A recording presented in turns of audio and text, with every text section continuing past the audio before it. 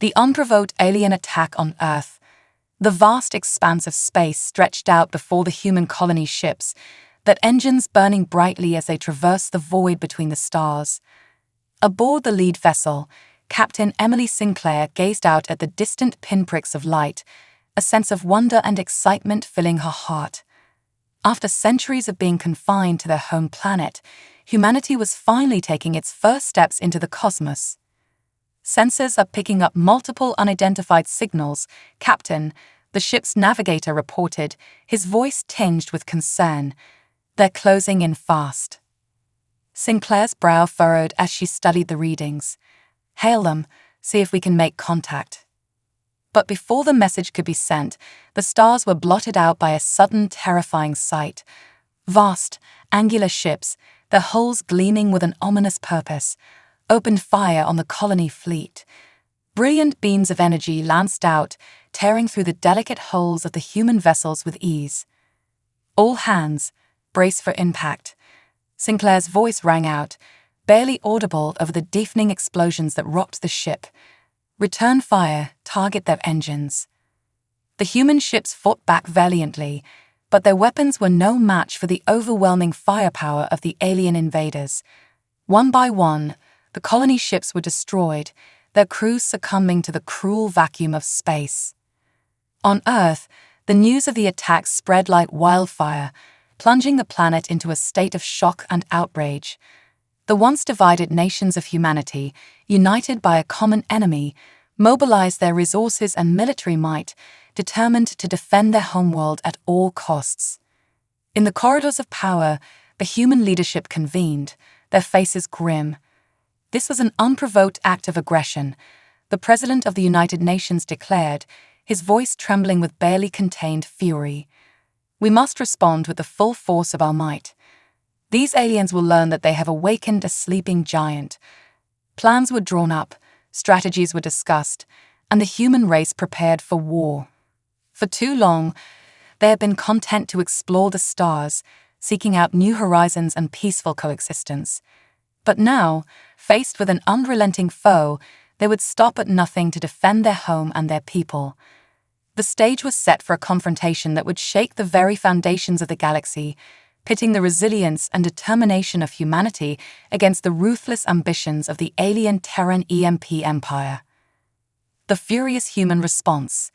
The air in the Grand Council chamber was thick with tension as the human ambassador, John Edwards, stood before the assembled representatives of the Galactic Union. His eyes swept across the room, taking in the nervous expressions and hostile gazes of the alien diplomats. Clearing his throat, Edwards began, his voice calm and measured. Greetings, esteemed members of the Union. I stand before you today, not as a diplomat, but as a representative of a race that has been pushed to the brink of annihilation by your so-called Terran EMP empire. The Serpenoid ambassador, Raxin, shifted uncomfortably in his seat, his reptilian eyes narrowing. You speak boldly, human, but let us not forget that it was your kind who committed the first act of aggression, attacking our colonies and rendering them uninhabitable. Edwards fixed the alien with a steely gaze. We have only been a spacefaring race for 3 centuries, yet in that time, we have learned the value of cooperation and peaceful coexistence. It was you who attacked our homeworld, unprovoked, without warning. You burned our cities, butchered our people, and left us with no choice but to respond with the full force of our might. Raxin opened his mouth to retort, but Edwards raised a hand, silencing him. We are not savages, as you would have the Union believe. We have rules of warfare, hard-won through centuries of conflict and bloodshed. These rules exist to prevent the very atrocities that you have committed against us. The ambassador strode forward, his knuckles white as he gripped the edge of the table. Under our own laws, you would be considered war criminals for your actions. But we are not here to dwell on the past. We are here to ensure that such acts of barbarity never happen again. Reaching down, Edwards snatched up the treaty that lay before them, slamming it onto the table with a resounding thud. This treaty binds us all to the same restraints that we humans have self-imposed. I suggest you sign it, or you will find out just why we need so many rules to keep ourselves in check." The serpenoid ambassador recoiled, his scales rippling with fear. Trembling, he reached for the pen and scrawled his name on the document, followed by the rest of the diplomats, their movements stiff and reluctant. As the last signature was placed, Edwards straightened, his gaze sweeping across the room. "Good day, gentlemen. It seems my business here is concluded." Turning on his heel, the human ambassador strode from the chamber, his footsteps echoing in the stunned silence. Outside, his aide, Lieutenant Maria Sanchez, waited anxiously. "How did it go?" she asked, her eyes searching his face. Edwards let out a weary sigh. As expected, most of them signed reluctantly, and a few were openly hostile, but they have no choice. They've seen what we're capable of, and they fear us. Sanchez nodded, her brow furrowed. "Do you think they'll honor the treaty?" "They will," Edwards replied, his voice grim, "because they have no other choice. But fear is not a sustainable foundation for peace. We need to prove that we can be more than just warriors." Integrating with the Galactic Union, in the months that followed, the Terran Empire, now known as the Human Empire, began to integrate itself into the fabric of the Galactic Union. Embassies were established on key worlds, staffed with diplomats, scientists, and cultural ambassadors, all tasked with bridging the gap between humanity and the diverse array of alien species that made up the Union. On the planet Zixa, a joint human-Zixan research station was established to study the unique geothermal properties of the world's molten core. The project was a resounding success, leading to breakthroughs in energy production that benefited both species. Similarly, on the lush world of Merid, human agricultural experts worked alongside Meridian botanists to develop new crops that could thrive in the planet's diverse environments, helping to alleviate hunger in several Union member states. These collaborative efforts, coupled with cultural exchanges that saw human artists, musicians, and writers sharing their works with the galaxy, slowly began to chip away at the barriers of mistrust that had once stood between humanity and the other denizens of the Union. "It's been a delicate process," President Eleanor Weiss admitted during a meeting of the Tan Council, the governing body of the Human Empire. "But I believe we're making progress. Our efforts to showcase our commitment to peace and cooperation are beginning to pay off." Not all encounters, however, were as smooth. On the industrial planet of Drea, a dispute over mining rights between human workers and Drarian miners nearly escalated into violence. The Drea, a fiercely territorial species, were deeply suspicious of human intentions and resented their presence. It took weeks of careful negotiation, led by Ambassador Edwards himself, to reach a compromise that satisfied both parties. "These kinds of conflicts are inevitable," Edwards acknowledged during the council meeting. "But we must remain vigilant and proactive in our efforts to foster understanding and respect." Back on Earth, the effects of joining the Union were already being felt. The planet's cities became bustling hubs of interstellar commerce and culture as alien visitors marveled at human ingenuity and resilience. Humans, in turn, were fascinated by the vast diversity of life that had now become a part of their daily existence. In the capital city of New Geneva, the Town Council convened once more to discuss the future of humanity's role within the galactic community. "We have made significant strides," President Weiss said, "but we cannot afford to be complacent. Our presence is still met with suspicion by many, and we must continue to demonstrate our commitment to peace and cooperation." The council members nodded in agreement, their eyes resolute. They knew that the path ahead would not be an easy one, but they were determined to prove that humanity deserved its place among the stars. Averting a new conflict, as the Human Empire continued to forge its place within the Galactic Union, a new threat began to emerge on the distant world of Sanda. The Xandor, a warlike species with a long history of conquest, watched the rise of humanity with growing concern. Their leader, Supreme Warlord Kak, saw the Union's acceptance of the human race as a direct threat to his expansionist ambitions. "We cannot allow these humans to gain a foothold in our sector," he declared to his council of advisors. They are a dangerous and unpredictable species, and we must prepare for war.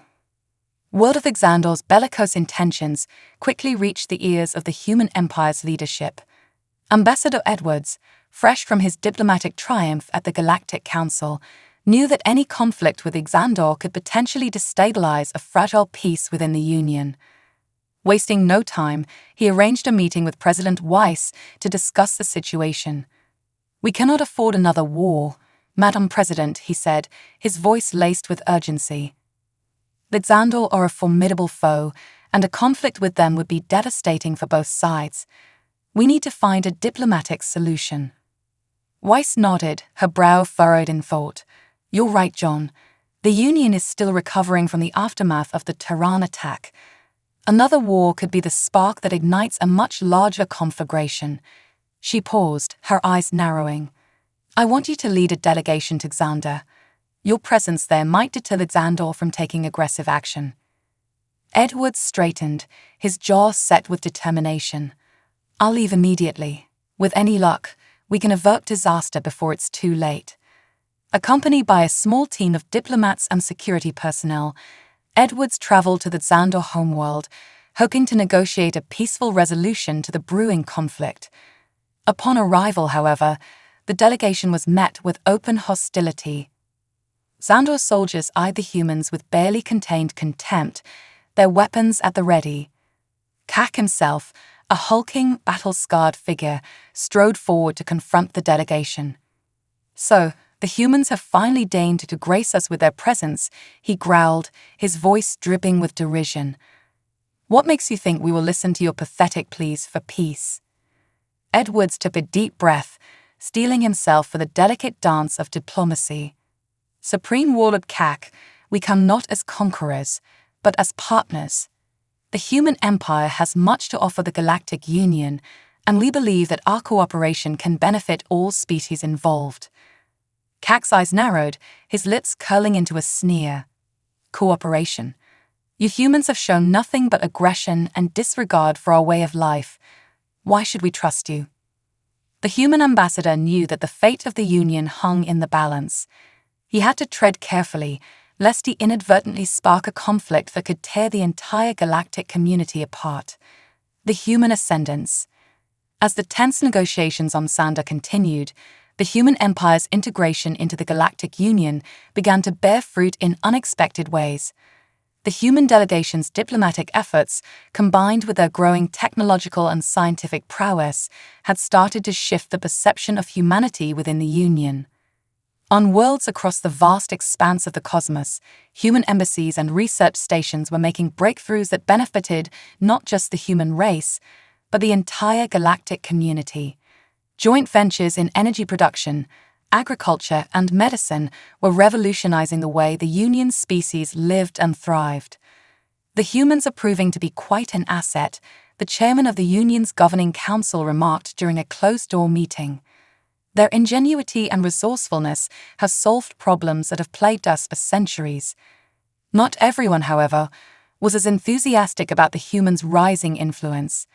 The Terran Empire, now rebranded as the Terran Dominion, watched with growing unease as the humans cemented their place within the Union.